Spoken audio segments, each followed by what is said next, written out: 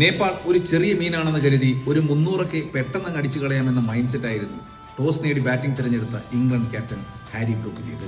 പക്ഷേ തുടക്കത്തിൽ തന്നെ മികച്ച ബൗളിംഗ് പ്രകടനം നേപ്പാൾ പുറത്തെടുത്തു. എങ്കിലും അർദ്ധ സെഞ്ചുറി തികച്ച ജേക്കബ് ബേതലും ക്യാപ്റ്റൻ ഹാരി ബ്രൂക്കും ഇംഗ്ലണ്ടിന്റെ സ്കോർ 150 കടത്താൻ സഹായിച്ചു. അവസാന ഓവറുകളിൽ വീൽ ജാക്സ് നടത്തിയ കടന്നാക്രമണം ഇംഗ്ലണ്ടിന്റെ സ്കോർ 180 കടത്തുന്നു. പിന്നീടാണ് കഥയുടെ പ്രധാന ഭാഗം കടന്നു വരുന്നത്. ഓവർ കോൺഫിഡൻസ് ഇംഗ്ലണ്ടിന്റെ മുഖത്ത് പ്രകടമായിരുന്നു. പക്ഷേ കാര്യങ്ങൾ ഇംഗ്ലണ്ടിന്റെ കൈവിട്ടുപോയി. നേപ്പാൾ ടീമിൽ ഒരാൾ ഔട്ടാകുമ്പോൾ മറ്റൊരാൾ ആക്രമണം ഏറ്റെടുക്കുന്നതാണ് പിന്നീട് കണ്ടത്. വിക്കറ്റ് വീഴ്ത്താനും റൺ ഒഴുക്ക് പിടിച്ചു നിർത്താനും പ്ലാൻ ചെയ്യുന്ന ഇംഗ്ലണ്ട് ടീമിനെയാണ് ഗ്രൗണ്ടിൽ നമുക്ക് കാണാൻ സാധിച്ചത്. ടോസ് നേടി ബാറ്റിംഗ് ചൂസ് ചെയ്തപ്പോൾ ഉണ്ടായിരുന്ന കോൺഫിഡൻസ് ഒക്കെ എവിടെയോ ചോർന്നു പോയിരുന്നു. ഇംഗ്ലണ്ട് ബൗളിംഗിന്റെ കുന്തമുനകളാണല്ലോ ആർച്ചറും സ്പിന്നറായ റാഷിദും. രണ്ടുപേരെയും ചെണ്ടകളാക്കി നേപ്പാൾ ബാറ്റർമാർ പറപ്പിച്ചു. ആർച്ചറിന്റെ 4 ഓവറിൽ 42 റൺസ് നേടിയപ്പോൾ റാഷിദിന്റെ 3 ഓവറിലാണ് 42 റൺസ് നേപ്പാൾ അടിച്ചെടുത്തത്. ലൂക്ക് വുഡും വിൽ ജാക്സും ഒക്കെ നല്ലതുപോലെ തല്ലുകൊണ്ടപ്പോൾ സാം കരൺ, ലിയാൻ ഡൗൺസൺ എന്നിവർ റണ്ണൊഴുക്ക് പിടിച്ചു നിർത്തിയില്ലായിരുന്നുവെങ്കിൽ ഒരു ഇംഗ്ലണ്ട് ദുരന്തം ഉറപ്പായിരുന്നു. കൃത്യമായ ഇടവേളകളിൽ വിക്കറ്റ് വീണതാണ് നേപ്പാളിന് തിരിച്ചടിയായത്. മനോഹരമായി 180 എന്ന റൺ ചേസ് ചെയ്ത നേപ്പാൾ മത്സരം വിജയിക്കും എന്ന തോന്നൽ സൃഷ്ടിച്ചിരുന്നു.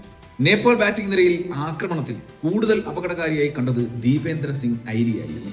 എല്ലാവരെയും കടന്നാക്രമിച്ച ഐരി 29 പന്തിൽ 44 റൺസും നേടിയിരുന്നു. അവസാന ഓവറുകളിൽ കത്തിക്കേറിയ ലോകേഷ് ബാം നേപ്പാളിനെ വിജയത്തിൽ എത്തിക്കും എന്ന് തോന്നി.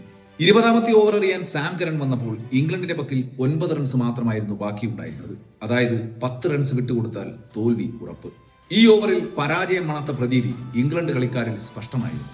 പക്ഷേ അവസാന ഓവറിൽ 5 റൺസ് മാത്രം വിട്ടു നൽകിയ സാം കരൺ ഇംഗ്ലണ്ടിനെ കഷ്ടിച്ച്, അതായത് 4 റൺസിന്റെ വിജയം സമ്മാനിച്ചു. ഇംഗ്ലണ്ടിനെതിരായ വിജയം നേപ്പാളിന് നഷ്ടമായത് തലനാഴിഴയ്ക്കാണ്.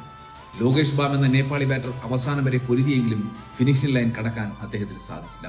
താങ്ങാനാവാത്ത വേദനയിൽ ക്രീസിൽ തലമുരിച്ചിരുന്ന ലോകേഷിനെ ഒന്ന് ചേർത്ത് പിടിക്കാൻ എല്ലാ ക്രിക്കറ്റ് ആസ്വാദകരും ഒന്ന് ആഗ്രഹിച്ചിട്ടുണ്ടാകാം. നേപ്പാൾ എന്ന ക്രിക്കറ്റ് രാജ്യം ആരാധകർ ആദ്യമായി ശ്രദ്ധിക്കുന്നത് 2014 ഓസ്ട്രേലിയൻ ക്രിക്കറ്ററായിരുന്ന ഫിലിപ്പ് ഹ്യൂസിന്റെ മരണം ക്രിക്കറ്റ് ലോകത്തെ ഞെട്ടിച്ച സമയം. അതിനു പിന്നാലെ നേപ്പാൾ ഹ്യൂസിന്റെ സ്മരണയ്ക്കായി ഒരു മത്സരം സംഘടിപ്പിച്ചു. ആ മത്സരത്തിന് ഒട്ടേറെ പ്രത്യേകതകൾ ഉണ്ടായിരുന്നു. 63 റൺസോടെ ബാറ്റ് ചെയ്തുകൊണ്ടിരിക്കുമ്പോഴാണ് ഹ്യൂസ് മരണപ്പെട്ടത്. നേപ്പാൾ നടത്തിയതും ഒരു 63 ഓവറുള്ള മത്സരമായിരുന്നു. നേപ്പാൾ ഒരു വാഗ്ദാനം കൂടി മുന്നോട്ട് വെച്ചു. ഹ്യൂസിന്റെ ഒരു ബാറ്റും ജേഴ്സിയും എവറസ്റ്റ് കൊടുമുടിയിൽ പ്രദർശനത്തിനായി സ്ഥാപിക്കും എന്ന്. അന്ന് ക്രിക്കറ്റ് ഓസ്ട്രേലിയയുടെ ചെയർമാനായിരുന്ന വാലി എഡ്വേർഡ്സ് ഇങ്ങനെ അഭിപ്രായപ്പെട്ടു: ഇതുപോലൊരു ഓഫർ മുന്നോട്ട് വെക്കാൻ നേപ്പാളിന് മാത്രമേ സാധിക്കുകയുള്ളൂ. ഇത്തരമൊരു നന്മ ചെയ്യാൻ അവർ തയ്യാറായതിൽ ഞങ്ങൾക്ക് അതിയായ സന്തോഷമുണ്ട് എന്ന്. ഹ്യൂസിന്റെ സ്മരണയ്ക്ക് വേണ്ടിയുള്ള മാച്ച് ഭംഗിയായി അരങ്ങേറി. അതിനു പിന്നാലെയാണ് നേപ്പാളിൽ ഭൂകമ്പം പൊട്ടിപ്പുറപ്പെട്ടത്. ഹ്യൂസിന്റെ ബാറ്റും ജേഴ്സിയും എവറസ്റ്റിൽ നിന്നും പർവ്വതാരോഹകർ സുരക്ഷിതമായി തിരിച്ചെത്തിച്ചെങ്കിലും 9,000-ഓളം സാധു മനുഷ്യരാണ് ഈ ഭൂചലനത്തിൽ ഇരകളായത്. നേപ്പാളിലെ പ്രധാനപ്പെട്ട ക്രിക്കറ്റ് സ്റ്റേഡിയങ്ങൾക്കെല്ലാം കാര്യമായ നാശനഷ്ടങ്ങൾ സംഭവിച്ചു. ആ വേദികളെല്ലാം ദുരിതാശ്വാസ ക്യാമ്പുകളായി പരിണമിച്ചു കഴിഞ്ഞിരുന്നു. എല്ലാം തകർന്നുപോയ ഒരു ജനത. അവർ ക്രിക്കറ്റിലൂടെ ആത്മാവ് വീണ്ടെടുത്തപ്പോൾ നാം എങ്ങനെ ആസ്വദിക്കാതിരിക്കും? ലോകേഷ് ബാം ജോഫ്ര ആർച്ചറെ കൈകാര്യം ചെയ്ത രീതി തന്നെ നോക്കുക. എക്സ്പ്രസ് ബോളറായ ആർച്ചർ ലോകേഷിന് മുന്നിൽ ഒരു സ്കൂൾ ക്രിക്കറ്റിനെ പോലെ പരിമുകയായിരുന്നു. പരിചയസമ്പത്തിന്റെ കുറവ് മാത്രമാണ് നേപ്പാൾ ടീമിന്റെ ഇപ്പോഴത്തെ പ്രശ്നം. വൈകാതെ ആ ഗുണവും അവർ അറിയിക്കും. അതോടെ നേപ്പാളിന്റെ തേരോട്ടത്തിന് നാം സാക്ഷികളാകും. മാധ്യമങ്ങളിൽ പ്രസിദ്ധീകരിക്കപ്പെട്ട പഴയൊരു ഫോട്ടോ ഇപ്പോൾ എന്റെ ഓർമ്മയിലെത്തുകയാണ്. ഭൂകമ്പത്തിന്റെ ഭാഗമായി നിർമ്മിക്കപ്പെട്ട ദുരിതാശ്വാസ ക്യാമ്പിൽ മരക്കഷ്ണം കൊണ്ട് ക്രിക്കറ്റ് കളിച്ചിരുന്ന ഒരു നേപ്പാളി ബാലന്റെ ചിത്രം. നഷ്ടപ്പെട്ട സാമ്രാജ്യം വീണ്ടെടുക്കാൻ കച്ചകെട്ടി ഇറങ്ങിയവരാണ് നേപ്പാളുകാർ. തകർന്ന കൊട്ടാരം അവർ വീണ്ടും പണിതുയർത്തുകയാണ്. കല്ലുകൾ ഓരോന്നായി അടുക്കി വെച്ച് അവർ അതിവേഗം മുന്നേറും. നമുക്ക് തികഞ്ഞ അഭിമാനത്തോടെ ആ പ്രയാണം നോക്കിക്കാണാം. ഇന്നുവരെ നടന്ന മത്സരങ്ങളിൽ ഒന്നുപോലും വൺ സൈഡ് മാച്ചുകളായിരുന്നില്ല.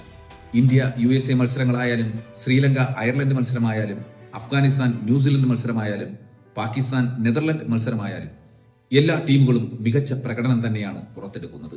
ഇത്തവണ കപ്പടിക്കാൻ ഏത് ടീമായാലും വളരെ മികച്ച പ്രകടനം കാഴ്ചവെച്ചേ മതിയാകൂ. ഈ ലോകകപ്പിൽ ഒന്നിലധികം അട്ടിമറികൾ നമുക്ക് ഉറപ്പായും പ്രതീക്ഷിക്കാം.